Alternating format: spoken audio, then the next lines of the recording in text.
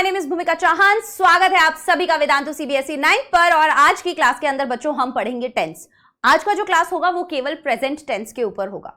अब 8th class से जो 9th क्लास में बच्चे आए हैं वो बहुत ज्यादा टेंशन में है अपने सिलेबस को देखकर, लेकिन आप लोगों को बिल्कुल भी डरना नहीं है क्योंकि 9th क्लास आपके लिए आसान हम बनाएंगे। ठीक है, तो 9th क्लास के अंदर बस कुछ चीजों का ध्यान रखना होता है, और वो क्या कि हम अपने कॉन्सेप्ट्स पे बहुत ज्यादा फोकस करें। ठीक है, अभी तक तो हमारा काम बढ़िया चल रहा था जब तक हम नॉर्मल छोटी मोटी चीजें पढ़ रहे थे, लेकिन अब आप बड़ी क्लास में आ गए हैं। ठीक है, और अब आपको ध्यान रखना होगा कि आखिरकार जो भी चीज मैं पढ़ रहा हूं मैं उनके कॉन्सेप्ट्स पे थोड़ा सा फोकस करूं कि मेरे जो कॉन्सेप्ट्स हैं वो बिल्कुल ठीक होने चाहिए। ठीक है, अभी फाउंडेशन है ये आपका। जैसे आप 10th में जाएंगे, 11th में जाएंगे, 12th में जाएंगे तो ऑब्वियसली आपका लेवल बढ़ता जाएगा। अब आप बड़े बच्चे हो गए तो आपका पढ़ाई, आपके क्वेश्चंस का लेवल भी वैसा ही हो जाना चाहिए। ठीक है, अभी कॉन्सेप्ट्स पे अगर हम ध्यान देंगे तो सबसे पहले हम टेंस इसीलिए पढ़ा रहे हैं ताकि आप जब सब्जेक्ट वर्ब अग्रीमेंट पढ़ोगे, आप नैरेशन पढ़ोगे, ठीक है, जो अलग अलग टॉपिक्स आपको एग्जाम में दिए हुए हैं ना, आप उनको अच्छे से कब कर पाओगे जब आपको टेंसेस बहुत अच्छे से आते होंगे। ठीक है, अब सभी बच्चे मुझे ये पता है और कमेंट सेक्शन में बताइए कि आखिरकार वर्ब ये क्या होती है, आप इसके बारे में जानते हैं? कमेंट सेक्शन में बताना वर्ब क्या होती है। कोई भी एक्शन, फॉर एग्जाम्पल मैंने लिखा डांस, ठीक है, मैंने लिखा सिंग, ठीक है, मैंने लिखा प्ले, ठीक है, मैंने लिखा टीच। ये सब क्या है? ये अलग अलग एक्शंस है। खेलना, कूदना, उठना, बैठना, सोना, जगना, सब कुछ एक्शन है। अभी कोई भी काम कब हो रहा है वो टेंस है। ठीक है, तो कोई भी काम का जो टाइम है ना वो टेंस है। तो किसी भी काम का, जैसे कोई भी जो एक्शन है, ठीक है, या कोई भी जो इवेंट है, जब हमें उसका टाइम पता चले, ठीक है, जो टाइम बताए वो ही क्या होता है बेटा? टेंस होता है। जैसे मैंने बोला राम इज प्लेइंग, है ना, या मैंने बोला राम वॉज प्लेइंग, है ना। अब इन दोनों ही सेंटेंसेस को जैसे ही आपने देखा, अगर मैं इसे हिंदी में बोलती तो मैं क्या बोलती? राम खेल रहा है। अगर मैं दूसरे वाले को बोलती राम खेल रहा था, तो मुझे हिंदी में पता चला रहा है रहा था से। इन इंग्लिश हमें कैसे पता चलेगा? Is, was, playing, playing, right. हमें हमारी एक और दीदी है जिसका नाम है हेल्पिंग वर्ब, जो हमारा बहुत साथ देती है। जैसे हमारी बड़ी दीदी होती है वो हमारा हमेशा साथ देती है, हमें हमेशा गाइड करती है। बस ये हेल्पिंग वर्ब भी वैसी दीदी की तरह है जो आपको हर जगह गाइड करेगी कि देखो यहां पर इज लगा है तो तुम्हें वर्ब की फर्स्ट फॉर्म के साथ आईएनजी लगाना होगा। तो ये तुम्हारा ध्यान रखती है, ये तुम्हारे आगे सेनापति की तरह खड़ी है कि मैं बताऊंगी कि तुम्हें कैसे चलना है, मैं बताऊंगी तुम कौन सी फॉर्म में रहोगे, मैं बताऊंगी तुम क्या पहन सकते हो, मैं बताऊंगी तुम कहां जा सकते हो, है ना। बस ये हेल्पिंग वर्ब वो दीदी है तुम्हारी, वो बड़ी दीदी है, ठीक है, जो कभी कभी इरिटेट भी करती है बट काम भी आती है। तो ये बहुत काम आती है। ठीक है, चलिए, तो ये थी कुछ बातें टेंस के बारे में। अब कितने बच्चे ये जानते हैं कि टेंस कितने टाइप के होते हैं? तो सभी बच्चों को ये तो मालूम ही होगा कि हमारा जो टेंस है वो 3 टाइप्स के होते हैं। First is present, second is past and third is future, है ना। प्रेजेंट, पास्ट और फ्यूचर, ये अभी, ये जो बीत गया और ये जिसकी चिंता तुम्हें हो रही होगी। ठीक है, सो वर्तमान आंखों का धोखा है, भूत सीखने का मौका है, भविष्य उम्मीदों की नौका है, और अब 9th क्लास में मचाने का मौका है। आइए देखते हैं। अभी जैसे टाइम ऑफ एक्शन, ये वही चीज मैंने लिखी हुई है जो आपको एक्सप्लेन की है। जैसे ही गोज टू स्कूल, वह स्कूल जाता है। He was in the school, वह स्कूल में था। अभी गोज से हमें क्या पता चला कि ये एक काम है जो वो करता है, डेली रूटीन है, राइट। ये क्या है? ये एक डेली रूटीन है, यही पता चला ना हमको इससे, है ना। और दूसरा वाला क्या कह रहा है? He was in the school, इससे क्या पता चला? स्टेट ऑफ बीइंग, कि कहां था, क्या कर रहा था, जगह क्या थी उसकी, तो वह स्कूल में था, राइट। ये किससे पता चला? था, पास्ट की बात है, वॉज से। ठीक है, तो यही चीजें हमें टेंस के अंदर एक्चुअल में सीखनी होती है। कौन सा टेंस है, किस टेंस में कौन सा हेल्पिंग वर्ब लगेगा, कौन सा मेन वर्ब लगेगा। अभी 3 तरीके के होते हैं, ये सब बच्चों को पता चल गया है। ठीक है, तो मैंने बोला एक तो होते हैं हमारे प्रेजेंट, एक होते हैं हमारे पास्ट और एक होते हैं हमारे फ्यूचर टेंस जी। अब ये जो तीनों है ना, इन तीनों में जो मेन काम होगा ना वो किसका होगा, वर्ब और हेल्पिंग वर्ब। इन तीनों का काम, इन दोनों का मतलब काम हमें बहुत अच्छे से देखना है। हमें देखना होगा कि कौन सा हेल्पिंग वर्ब लग रहा है तो हमें मेन वर्ब क्या लगाना है, ठीक है, कौन सा फॉर्म वर्ब का लगाना है। अगर इनमें गलती होगी तो आपके एग्जाम में मार्क्स कट सकते हैं। ठीक है, क्लियर हो गई ये बात? चलिए, यहां तक तो सब बच्चों को समझ में आ गया होगा। अभी बच्चों के दिमाग में चलेगा मैम हेल्पिंग वर्ब का मतलब क्या होता है, जल्दी से बताओ। मैं बता देती हूँ बच्चों को हेल्पिंग वर्ब क्या होती है। हिंदी में क्या मतलब हुआ, हेल्पिंग मतलब जो तुम्हारी मदद करे, वर्ब मतलब क्रिया, जैसे कि दीदी। तो हेल्पिंग दीदी हमारी क्या है, कौन कौन सी होती हैं, जैसे is, am, are, was, were, has, have, had, will, ये सब etcetera etcetera etcetera modal verbs वगैरह आ जाती हैं फिर आगे। ठीक है, तो ये सब हमारी हेल्पिंग वर्ब्स होती हैं। ठीक है, जो टेंस का हमें पता करवाती है। अभी आज हम बात करेंगे प्रेजेंट टेंस के बारे में और प्रेजेंट टेंस के अलग अलग पार्ट्स के बारे में। अभी 3 तरीके के टेंस होते हैं, प्रेजेंट, पास्ट और फ्यूचर। हर एक टेंस के 4 पार्ट होते हैं, 4 पार्ट्स होते हैं। Part number 1 simple, present simple. Second present continuous. Third perfect और फोर्थ परफेक्ट कॉन्टिन्यूअस। अभी मैं तुम्हें इतना आसान कर दूंगी ना, पहले मैं तुम्हें पता है क्या करूंगी, पूरा डिटेल में अलग अलग चीजें करके पढ़ाऊंगी और उसके बाद मैं तुम्हें एक प्रॉपर टेबल दे दूंगी। बस तुम्हें क्या करना है, उस टेबल को चार्ट में बना के अपने कमरे में लगा लेना है।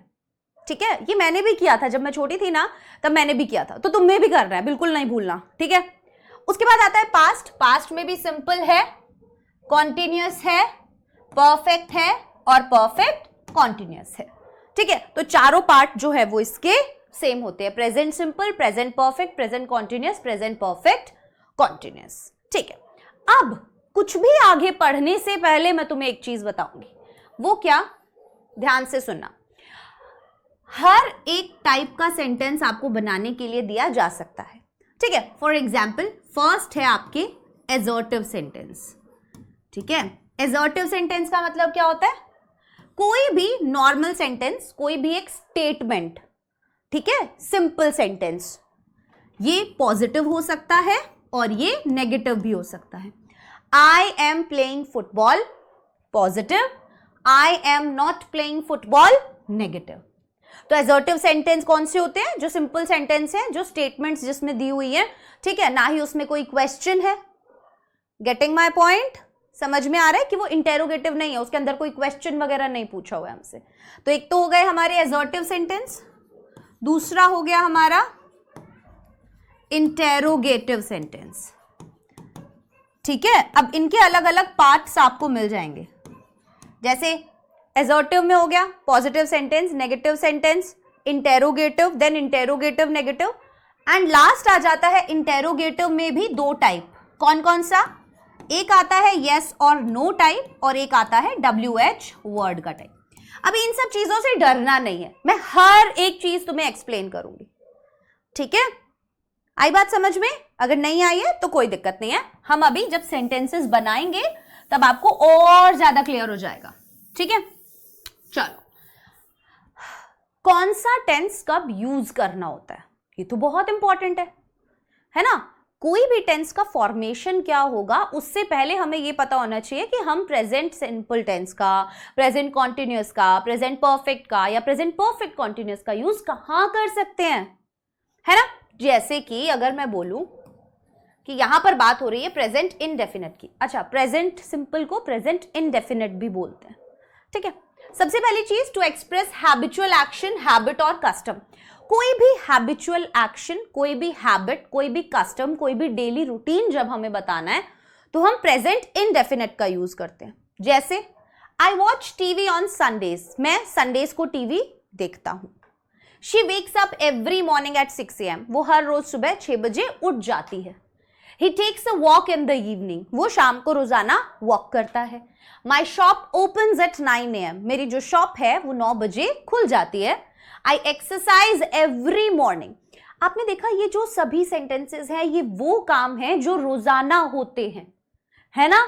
तो इसीलिए कोई भी हैबिचुअल एक्शन, हैबिट और कस्टम बताने के लिए हम प्रेजेंट इंडेफिनिट का यूज करते हैं। अब ये सेंटेंसेस बनेंगे कैसे वो मैं बाद में बताऊंगी। पहले मैं तुम्हें बताऊंगी कि इसे तुम्हें कहां कहां यूज करना है, फिर मैं बताऊंगी कि तुम सेंटेंस कैसे फॉर्म करोगे, ठीक है। आपको लगेगा ये तो मैम आप उल्टा कर रहे हो। हाँ, जब तुम सेंटेंस बनाने जाओ ना तब तुम्हें ऑलरेडी सब कुछ पता हो कि प्रेजेंट सिंपल क्या होता है, कहां पर यूज होता है, ठीक है।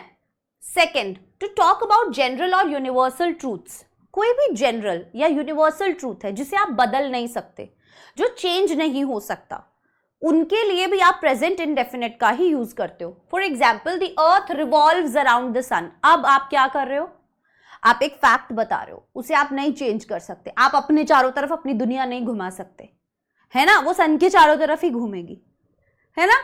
The sun rises in the east, आप नहीं चेंज कर सकते इसको। The sun sets in the west, आप इस फैक्ट को नहीं बदल सकते। 2 + 2 = 4, चेंज नहीं कर सकते। 2 + 2 4 होता है तो भाई होता है ना, नहीं बदल सकते आप इस चीज को। Honesty is the best policy, जो भी प्रोवर्ब्स होते हैं, जो कहावतें होती हैं, उनको भी आप चेंज नहीं कर सकते हो। दैट मीन्स आप इन सभी को प्रेजेंट सिंपल में रखते हो। तो फर्स्ट क्या हो गया हमारा, डेली रूटीन हो गया, हैबिचुअल फैक्ट हो गए। दूसरा हो गया हमारा यूनिवर्सल ट्रूथ, ठीक है। Moving to the next one, to indicate a future event that is part of a plan और अरेंजमेंट। ये बहुत इंपॉर्टेंट है। अभी आप बोलोगे कि मैम यहाँ पर फ्यूचर लिखा है आपने, आप तो हमें प्रेजेंट के बारे में पढ़ा रहे हो एंड आपने यहाँ पर फ्यूचर लिखा है। जी हाँ, ये इंग्लिश है मेरे लाल, ये ऐसी ही है। तो हमेशा जब हम इंग्लिश पढ़ते हैं ना तो हम इसे एज अ लैंग्वेज ट्रीट करेंगे तो बेटर रहेगा, ठीक है, एक सब्जेक्ट के कंपैरिजन में। क्योंकि सब्जेक्ट में आप बहुत ज्यादा रीजंस ढूंढने लग जाते हो, इंग्लिश के अंदर मत करना ये काम, क्योंकि ये एक लैंग्वेज है। तो हम इसे एज अ लैंग्वेज ट्रीट करें तो हमारे लिए बेटर होगा, ठीक है। चलो, द स्कूल रीओपन्स नेक्स्ट वीक। अब ये क्या है, ये एक फ्यूचर इवेंट है। अभी ओपन कब होगा, फ्यूचर में होगा। That is part of a plan और अरेंजमेंट। तो ये प्लान है ना ऑलरेडी कि भाई अगले हफ्ते से शुरू होगा, है ना, स्केड्यूल्ड है। तो कोई भी स्केड्यूल्ड इवेंट अगर है ना तो वहां पर भी आप प्रेजेंट इंडेफिनिट यूज करते हो। The examination begins next month, कि भाई एग्जामिनेशन जो है वो अगले महीने से शुरू हो रही है, राइट। गेटिंग माई पॉइंट, तीनों याद हो गए हमें। Okay, to introduce quotes with the verb says. अभी कोई कोट्स होते हैं ना, जैसे न्यूटन सेज, तो यहां पर ये जो है ये प्रेजेंट इंडेफिनिट में रहेगा। कीट सेज, ये प्रेजेंट इंडेफिनिट में रहेगा। तो कोई भी ऐसा कोट हमें बताना है जो किसी ने कहा था, ठीक है, उसको हम प्रेजेंट इंडेफिनिट में रखते हैं। तो यहां पर सेज लिखा हुआ है, right. Exclamatory sentences beginning with here और देयर। जो एक्सक्लेमेटरी सेंटेंसेस होते हैं जो हियर या देयर से शुरू होते हैं, वहां पर भी आप देखो here you go, there he goes, तो गो और गोज आया। अब ये चीजें आपने देख ली, तो आपको सिर्फ अभी तक इतना याद रखना है, ठीक है, कि फर्स्ट कोई भी हैबिचुअल डेली रूटीन, ठीक है, ऐसे सेंटेंसेस हैं तो हम प्रेजेंट इंडेफिनिट यूज करेंगे। दूसरा, कोई भी यूनिवर्सल फैक्ट या यूनिवर्सल ट्रूथ है तो हम प्रेजेंट इंडेफिनिट यूज करेंगे। तीसरा, कोई भी कोट आपको दिखाना हो, सामने लिखना हो, ठीक है, तो भी आप प्रेजेंट इंडेफिनिट का यूज करोगे। फोर्थ वन क्या था, कोई भी फ्यूचर इवेंट है, कोई भी शेड्यूल्ड इवेंट है, उसको बताना है तो भी हम प्रेजेंट इंडेफिनिट का यूज करेंगे। अभी ये सारे पॉइंट्स याद हो गए हमें। अब हम जानते हैं कि कैसे हम इसका इस्तेमाल कर सकते हैं, हम इसका यूज कर सकते हैं। तो देखो, कोई भी सेंटेंस जब आपको बनाना है, सबसे पहले आप क्या लिखोगे, एफर्मेटिव सेंटेंस बनाने के लिए सबसे पहले आप लिखेंगे सब्जेक्ट, ठीक है, फिर आप लिखते हैं वर्ब और फिर आप लिखते हैं ऑब्जेक्ट। ये हमारा तरीका होता है एक सिंपल सेंटेंस बनाने का। और वो भी पॉजिटिव, एफर्मेटिव। एफर्मेटिव मतलब पॉजिटिव। अब यहां पर ये जो वर्ब है, सारा खेल इसका होता है। आगे पढ़ने से पहले एक बात सुनना, जो वर्ब की फर्स्ट फॉर्म होती है ना बेटा, वो प्लूरल फॉर्म होती है, ठीक है। पर अगर हम वर्ब की फर्स्ट फॉर्म के साथ एस या ईएस लगा देते हैं ना, तो ये सिंगुलर बन जाती है। क्या बन जाती है? ये सिंगुलर बन जाती है।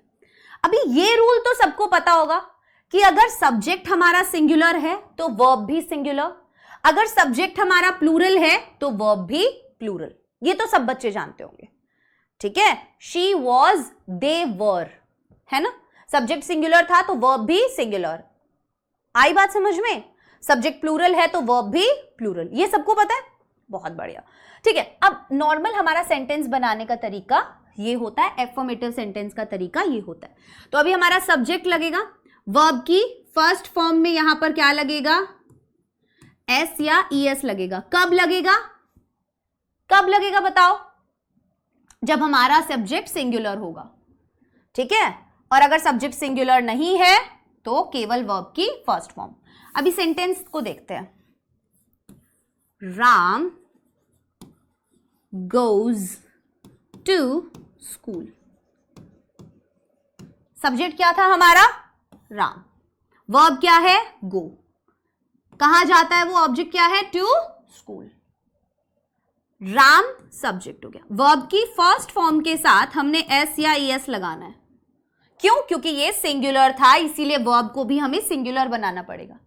अगर मैं लिखती दे तो मैं क्या लिखती? गो।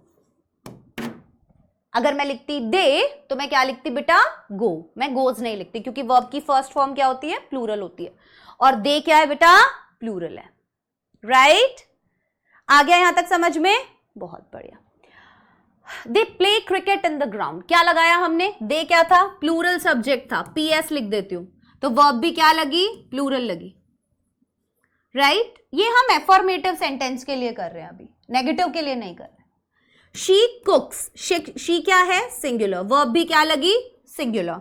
Water boils at 100 degree centigrade. अब ये यूनिवर्सल ट्रूथ है, राइट। ये यूनिवर्सल ट्रूथ है। Water boils at 100 degree centigrade. Uncountable चीजें जो होती है ना, उसके साथ भी वर्ब, सिंगुलर वर्ब लगता है। वाटर को काउंट कर सकते हो क्या? नहीं। तो अनकाउंटेबल चीजें जो होती है उसके साथ भी आप सिंगुलर वर्ब लगाते हो, ठीक है। We study in ABC institution, या she advises me not to smoke. यहां तक सब बच्चों को क्लियर हुआ? तो मुझे एक बार थम्स अप भेज दीजिए कमेंट सेक्शन में। अब बारी आती है नेगेटिव सेंटेंस की। देखो, पॉजिटिव सेंटेंस में हम कुछ नहीं लगा रहे थे, बट नेगेटिव सेंटेंस के अंदर हम लगाएंगे, और वो आ जाती है अब यहां पे हमारी दीदी। कौन सी दीदी? हेल्पिंग वर्ब वाली दीदी। क्या करती है हेल्पिंग वर्ब वाली दीदी? हमारी मदद करती है, ठीक है। क्या हेल्प करेंगी? वो डू और डज को यहां पर हमारे सामने लाएंगी कि भाई इनका नेगेटिव सेंटेंस बनाने में मदद करो। जैसे Reena does not watch television, या वी डू नॉट स्मोक। तो अभी जो सिंगुलर सब्जेक्ट है उनके साथ क्या लगा रहे हो आप? डज। तो एक तरीके से याद रखने का तरीका मैं बताऊं कि आपने डू के साथ ही ईएस लगा दिया। हम एस या ईएस कब लगाते हैं? वर्ब को सिंगुलर बनाने के लिए। तो यहां पर सिंगुलर सब्जेक्ट था तो हमारी वर्ब भी सिंगुलर बन गई। ऐसे याद रख लेना, ठीक है। सो सिंगुलर वर्ब के साथ सिंगुलर, डज नॉट वर्ब की फर्स्ट फॉर्म, यहां पर भी वर्ब की फर्स्ट फॉर्म और डू नॉट, ठीक है। तो सिंगुलर के साथ डज नॉट, प्लूरल के साथ do not. Reena does not watch television, we do not smoke, she does not write a letter, they do not like. तो Reena singular, we plural, she singular, they plural, ठीक है। तो singular subject के साथ does, plural subject के साथ do. किस case में? नेगेटिव में। अब हमें बनाना है सेंटेंस को इंटेरोगेटिव। हम क्या करेंगे? इंटेरोगेटिव सेंटेंसेस टू टाइप्स के होते हैं। What are those two types? First one yes और नो वाला type, and the second one is WH word वाला टाइप।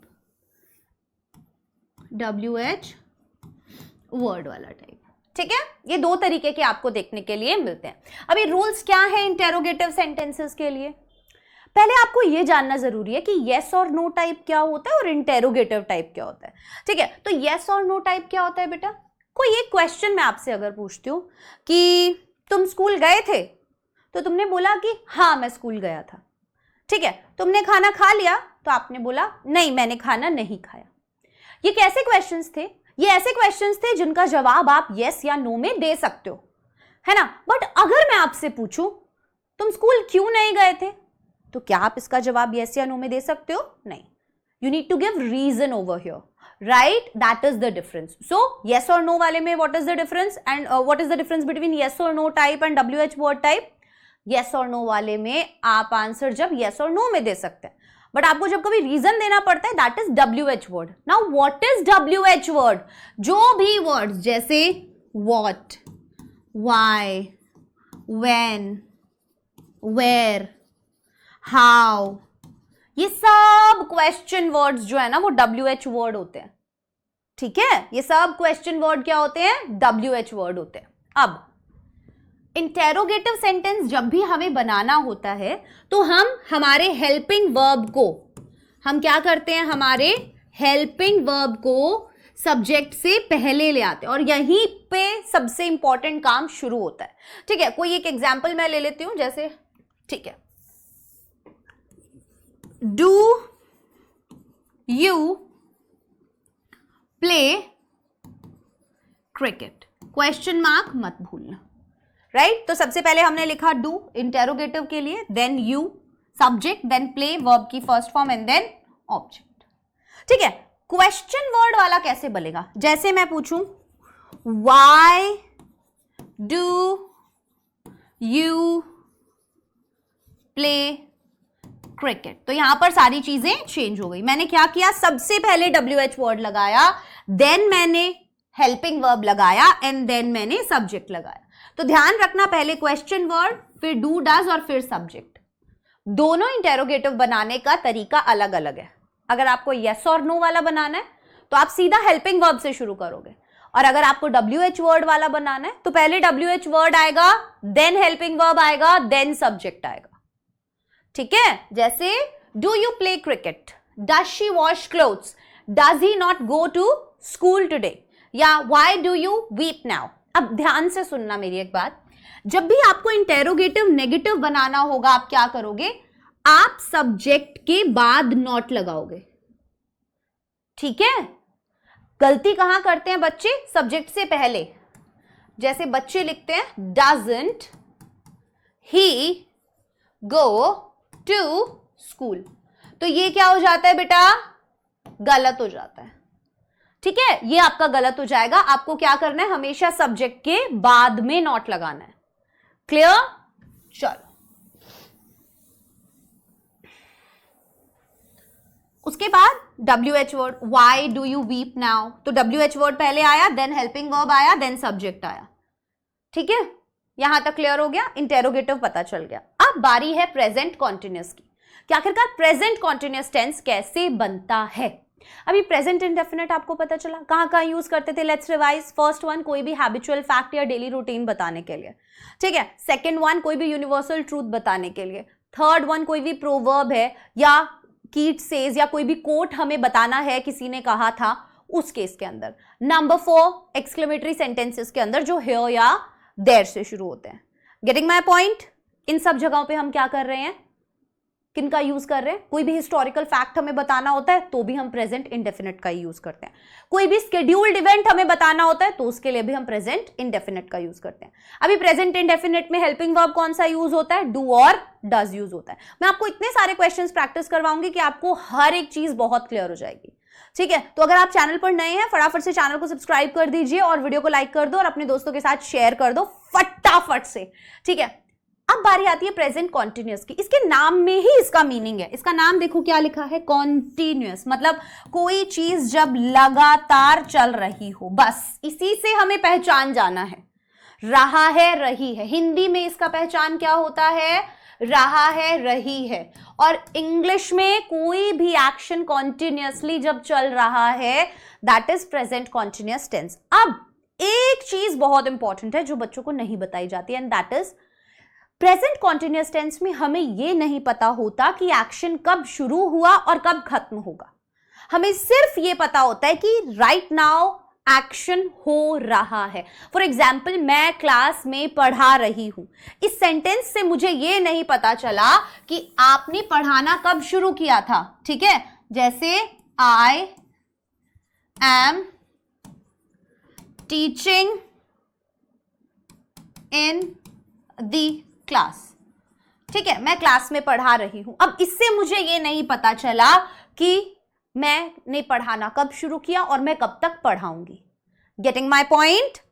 बस प्रेजेंट कॉन्टिन्यूअस टेंस में यही चीज का ध्यान रखना है। और मैंने ये आपको क्यों बताया, क्योंकि जब आप आगे प्रेजेंट परफेक्ट पढ़ोगे, पास्ट टेंस पढ़ोगे, तब आपको कंफ्यूजन हो सकता है। तो इस पॉइंट को याद रखना। ठीक है, चलो अभी इसके अंदर जो हेल्पिंग दीदी होती है ना, आगे पढ़ाने से पहले ही जान लो, इसके अंदर जो हेल्पिंग दीदी होती है ना, वो कौन होती है हमारी? प्रेजेंट इंडेफिनिट में कौन थी? Do does. इसके अंदर होती है इज एम आर। ठीक है, कौन होती है बेटा? इज एम आर होती है। चलो आगे बढ़ते हैं। To describe an action in progress and the continuity of the action. कोई भी एक्शन जो प्रोग्रेस में है, कॉन्टिन्यूटी दिखा रहे हैं, तो हम वहां पर प्रेजेंट कॉन्टिन्यूअस यूज करते हैं। शी इज प्लेइंग टेनिस, या we are watering the plants, या the passengers are wandering to and fro. आई बात समझ में? हाँ या ना बोलो। आया ना समझ में? वो टेनिस खेल रही है, we are watering the plants, हम प्लांट्स को पानी दे रहे हैं। कहीं पर भी हमें ये नहीं दिखा कि ये काम कब शुरू हुआ था, कब खत्म हुआ। हमें बस ये पता चल रहा है कि ये प्रोग्रेस में है। Action is in progress, right? N action that is not happening at the time of speaking but is in progress. He is working in an MNC. अब ये जो एक्शन है, ये अभी राइट नाउ अभी प्रोग्रेस में नहीं है, पर ये क्या है? प्रोग्रेस में है। कहने का मतलब, जब मैं ये बात बता रही हूं तब ये काम नहीं हो रहा, बट ये काम हो रहा है। जैसे he is working in an MNC, वो एक एमएनसी में काम कर रहा है। दैट मीन्स ये काम वो कर रहा है आजकल। समझ रहे हो? वो अभी नहीं कर रहा है, एज इन ये कोई वैसा काम नहीं है जैसा मैंने बोला कि मैं पढ़ा रही हूं। ठीक है, वो वैसा नहीं है। उसने उसके बारे में बताया कि वो आजकल एमएनसी में काम कर रहा है। I am teaching in a school, मैं एक स्कूल में पढ़ा रही हूं। दैट मीन्स मैं ये एक जॉब है जो कर रही हूं अभी प्रोग्रेस में, है ना? They are studying in DN college, वो डीएन कॉलेज में पढ़ रहे हैं। दैट मीन्स ये नहीं कि वो अभी कॉलेज में हैं, दैट मीन्स उन्होंने एडमिशन लिया हुआ है और वो डीएन कॉलेज से पढ़ाई कर रहे हैं। ठीक है, तीसरा है an action that has been pre arranged to take place in the near future. कोई भी एक्शन, जैसे the wedding is going to take place on Sunday, अब ये प्री अरेंज्ड है। क्या है ये? प्री अरेंज्ड है। जैसे वो शेड्यूल्ड थी, बताया था ना, यहां से सुबह बस जाती है, यहां 7 बजे बस आती है। That is present indefinite. यहां पर है that has been pre arranged to take place in near future. ये भी फ्यूचर की बात बता रहा है, नियर फ्यूचर की बता रहा है। जैसे the wedding is going to take place on Sunday, भाई संडे को शादी हो रही है। या I am going to attend the class tomorrow, मैं भाई कल क्लास अटेंड करने जा रही हूं। समझ में आया? आ गया समझ में? Very nice. persistent and undesirable habit, especially with adverbs like always, continually, constantly. ये बहुत इंपॉर्टेंट है, बहुत मजेदार भी है। जैसे you are always running me down, अब इनका पता हमें कब चलता है? ये हमारे adverbs मदद करते हैं। जहां पर भी आप देखोगे always, continually, constantly, मतलब ये actions हैं जो repeat होते रहते हैं बार बार, often, है ना? You are always running me down, या he is constantly gazing at me, भाई वो मुझे लगातार देख रहा है। तो इस तरीके के एक्शंस परसिस्टेंट जो लगातार हो रहे हैं, या कोई भी अनडिजायरेबल हैबिट, ठीक है, जिनके साथ यूजुअली ऑलवेज, कंटिन्यूअली, कॉन्स्टेंटली लगा हो, तब हम प्रेजेंट कॉन्टिन्यूअस का यूज करते हैं। ठीक है, एफर्मेटिव है तो क्या करेंगे हम? Singular subject is am, verb की फर्स्ट फॉर्म के साथ आईएनजी लगता है बेटा। कोई भी कॉन्टिन्यूअस टेंस है, present continuous, past continuous, future continuous, तीनों के अंदर क्या लगेगा? वर्ब की फर्स्ट फॉर्म के साथ आईएनजी लगेगा। समझ में आया? जैसे I am playing a game, I क्या है? सिंगुलर, आई के साथ क्या लगेगा? एम, वर्ब की फर्स्ट फॉर्म में आईएनजी, प्ले प्लस आईएनजी। अब इतने बड़े तो तुम हो कि इतनी बात तुम्हें समझ में आ गई होगी, है ना?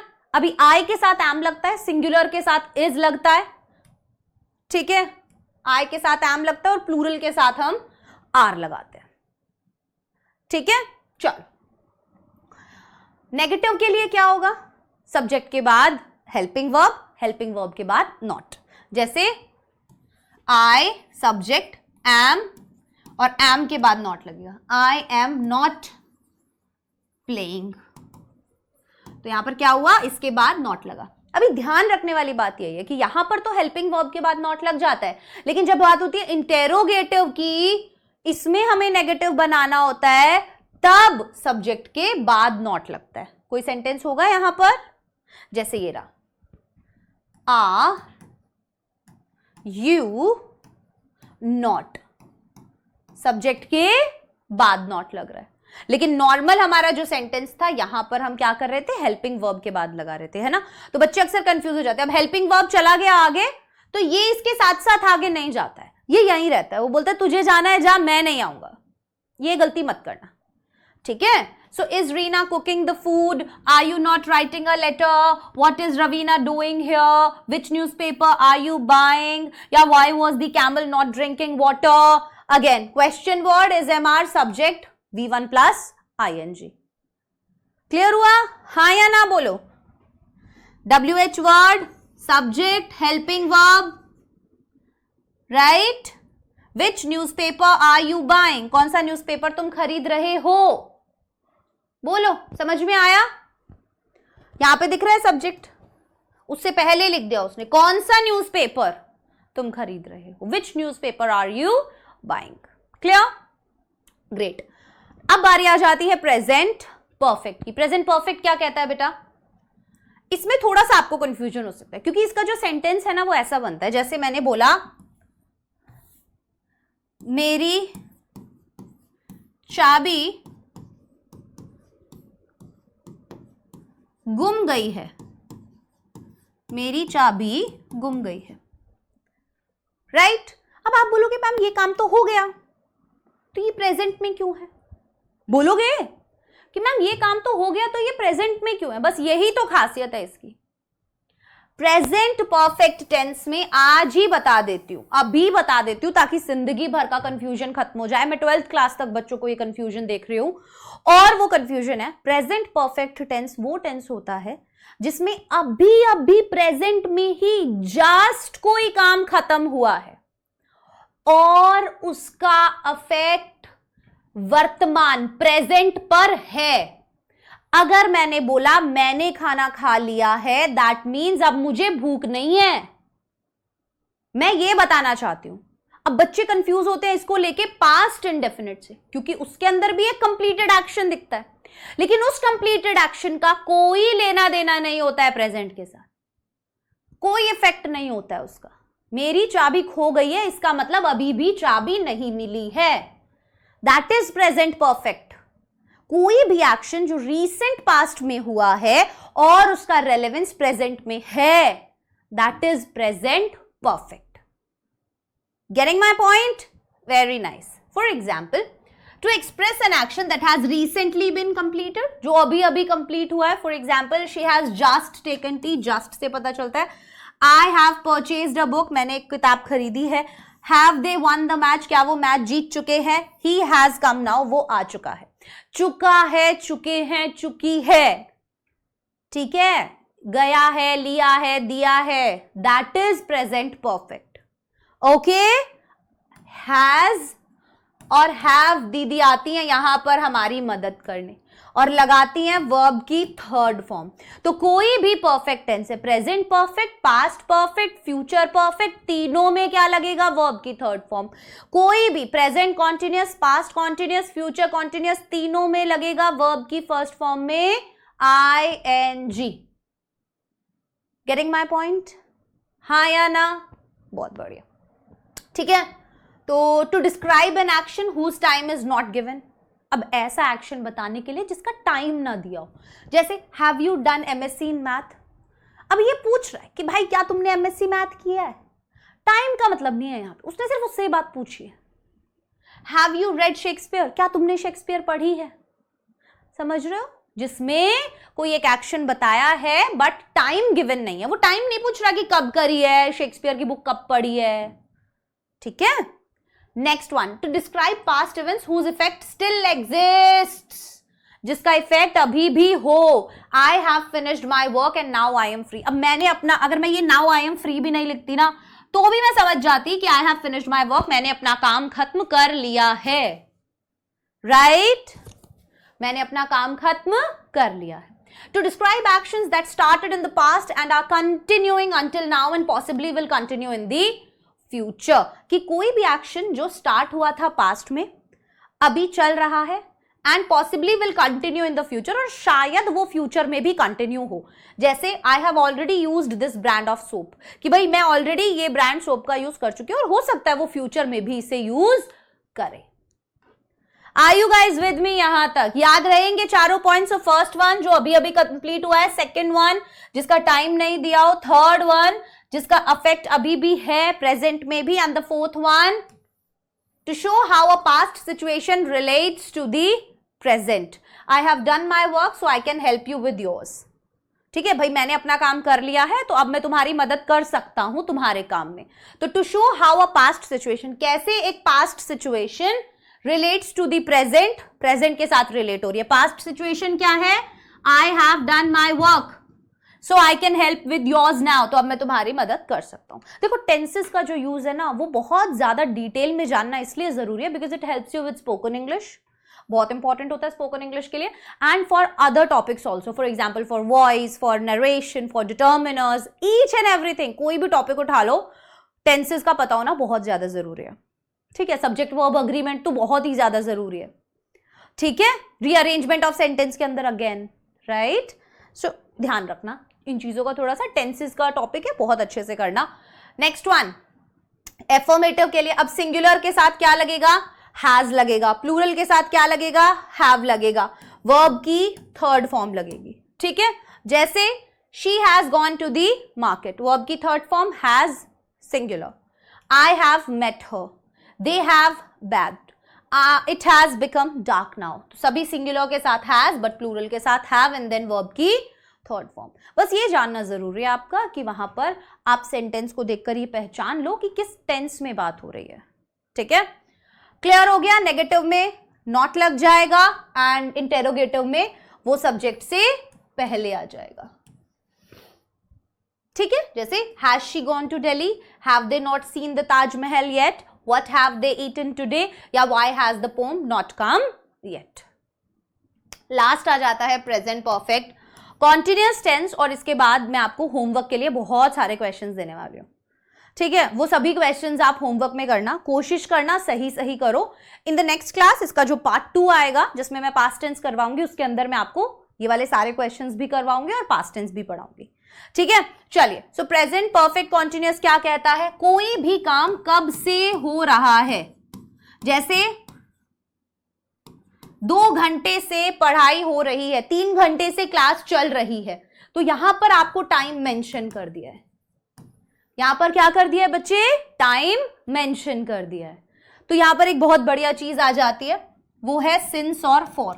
अब क्योंकि टाइम है तो टाइम बताने के लिए हमें सिंस और फॉर लगता है। ठीक है, अभी इसका यूज कहां होता है वो बताऊंगी। जैसे to describe an action that began in the past and is still continuing, कोई भी एक्शन जो पास्ट में शुरू हुआ था और अभी भी चल रहा है। जैसे they have been staying in the village for a long time. अब यहां पर हेल्पिंग दीदी कौन है? हैज बीन और हैव बीन। मैं बार बार पूरा सेंटेंस का स्ट्रक्चर क्यों नहीं बता रही हूं? क्योंकि मैं एक बार बता चुकी हूं, अब आप इतने समझदार हो कि आप ये समझ सकते हो। ठीक है, हैज बिन, हैव बिन, अगर कंटिन्यूअस है अगेन क्या आ जाएगी? वर्ब की फर्स्ट फॉर्म में आईएनजी एंड देन सिंस और फॉर। अब कैसे लगेगा? They have been staying in the village for a long time, it has been raining since last night. यहां फॉर लगा, यहां सिंस लगा। जब भी आपको ड्यूरेशन दिया होगा, 1 घंटा 2 घंटा, लंबे समय से कोई भी फिक्स्ड टाइम नहीं दिया है, तो आप फॉर लगाते हैं। और आप सिंस कब लगाते हैं? जब आपको एक पॉइंट ऑफ टाइम दिया हो। For example last night, tomorrow, ठीक है, 1995, 10th of December एग्जाम्पल, तब आप सिंस लगाते हैं। पॉइंट ऑफ टाइम के लिए सिंस, ड्यूरेशन ऑफ टाइम के लिए for, has been, have been, ठीक है। नेगेटिव हो जाएगा अगर सेंटेंस हमारा, क्या करोगे, हैज नॉट, हैव नॉट, ठीक है।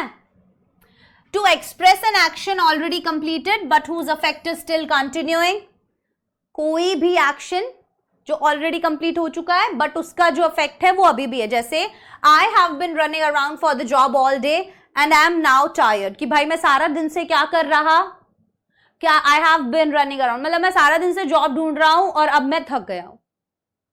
गेटिंग माई पॉइंट, पास्ट की बात हो रही है but whose affect is still continuing, उसी की वजह से थका है, ठीक है। अभी नेगेटिव है तो बिन के बाद नॉट मत लगाना, हैज के बाद नॉट लगाना, ठीक है।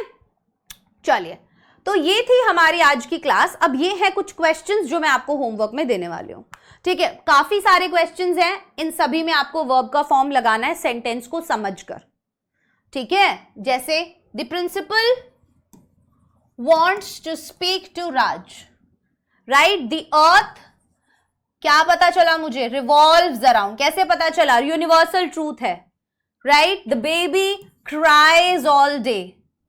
गेटिंग माई पॉइंट, ध्यान से समझना सेंटेंसेस को एंड देन आंसर करना, ठीक है। इन दोनों का आंसर कमेंट सेक्शन में, और बाकी इन 5-6 क्वेश्चंस के आंसर आप घर पे करने की कोशिश करना, ओके।